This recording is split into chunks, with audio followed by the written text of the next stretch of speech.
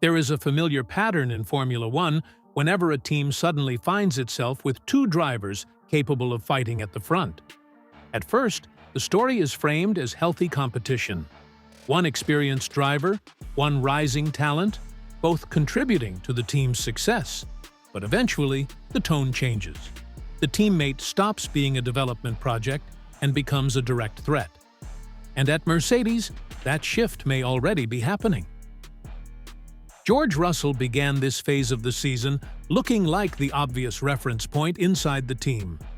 Yet after Kimi Antonelli's victory in Japan, the internal picture has changed quite dramatically. Antonelli did not just win a Grand Prix. He moved ahead of Russell to become the youngest championship leader in Formula One history. That changes the language around him, the expectations around him, and perhaps most importantly, the way Russell has to race him from now on. James Hinchcliffe has now put that idea into very clear terms. His view is not that Russell has suddenly lost control of this intra-team battle. In fact, quite the opposite. Hinchcliffe still believes Russell holds the advantage. But his argument is that advantage in Formula One can disappear surprisingly quickly if it is not protected. And once a teammate gains momentum, the power dynamic inside a team can shift before anyone fully realizes it. That is why Hinchcliffe says Russell must be more cutthroat. To understand why that matters, it helps to look at the context around the Mercedes situation. Russell is still being backed by serious voices inside the F1 conversation. On the F1 Nation podcast, both Hinchcliffe and Jolyon Palmer made it clear that, in their view, Russell remains the championship favorite over a full season. Palmer's reasoning is rooted in something Formula One usually rewards over time: consistency. Russell has already shown, across multiple seasons, a level that suggests he can sustain a title campaign. Antonelli, by comparison, remains a smaller sample size. His ceiling looks extremely high, but there is less evidence of how that pace and pressure management will hold over an entire championship year. Palmer's point is an important one because it separates short-term momentum from long-term probability. If the season ended on the emotional impact of Suzuka, the story would obviously swing toward Antonelli. But championships are rarely decided by one breakthrough moment. They are decided by repeated execution, by minimizing weak weekends, and by surviving the random variables that define modern Formula One. And that is exactly where Hinchcliffe's warning becomes more interesting. His argument is not really about pace alone. It is about timing, psychology, and internal team management. He points out that even if everyone believes Russell is the stronger candidate overall, racing includes factors no driver can control. A poor run of weekends, bad luck, circumstances unrelated to driver performance, these can compress a title battle very quickly. If Russell allows Antonelli to remain too close while still treating him with the patience reserved for a younger teammate, then one natural swing in results could suddenly hand Antonelli the upper hand inside the garage. That is the core of the cutthroat argument. Not recklessness, not destructive team politics, but a change in mindset. Russell can no longer approach Antonelli as someone to manage or protect. He has to approach him as someone to beat. That distinction matters because Formula One teammates do not just share a car concept. They share information, strategic influence, and internal status. If one driver begins to look like the team's future and the team's present at the same time, the consequences go beyond points. The balance of authority changes. Decision-making around upgrades, race strategy, and even subtle team priorities can start to move, even without explicit orders. Hinchcliffe is essentially saying Russell must prevent that shift before it begins. There is also an intriguing detail in the background here.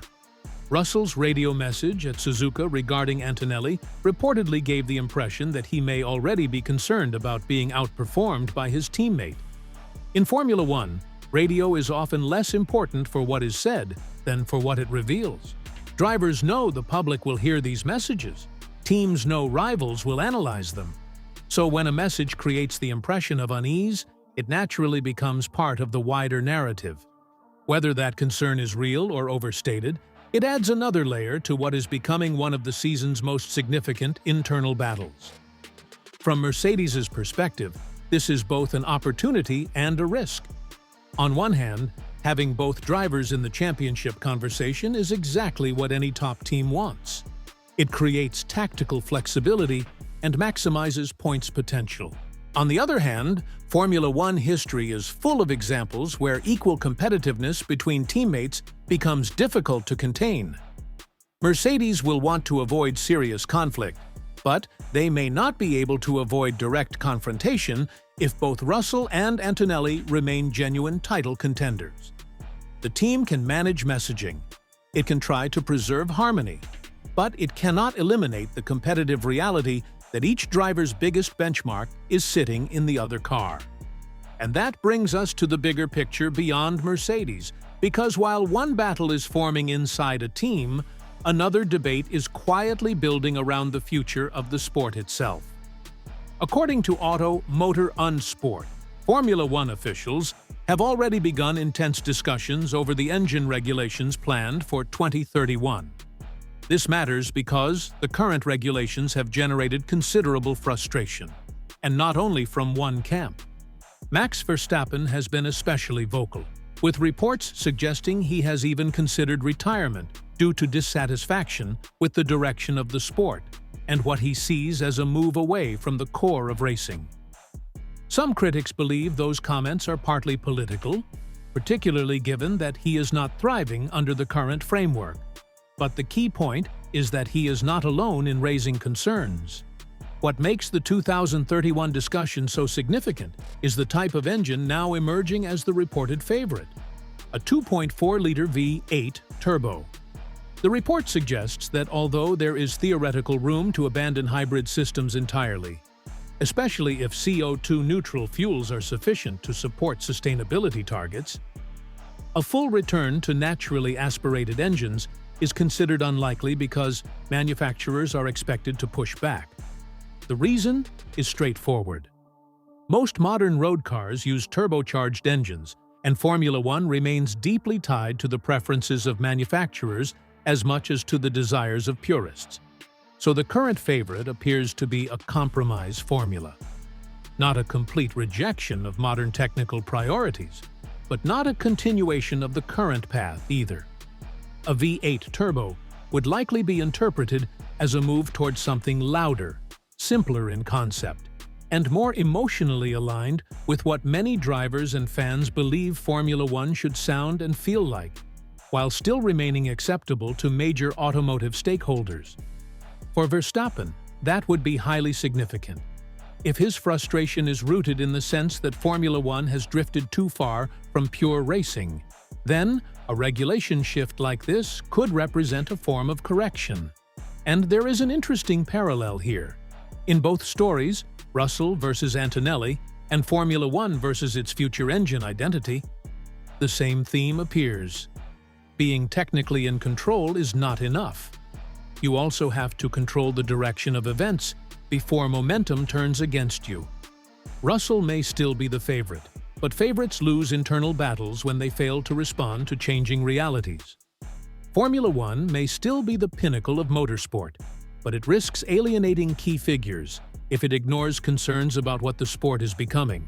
So the question now is not simply whether George Russell can beat Kimi Antonelli over a season, or whether Formula One will really commit to a V8 turbo future in 2031. The deeper question is this: in a sport where momentum can redefine both careers and regulations, who recognizes the turning point first, and who reacts too late?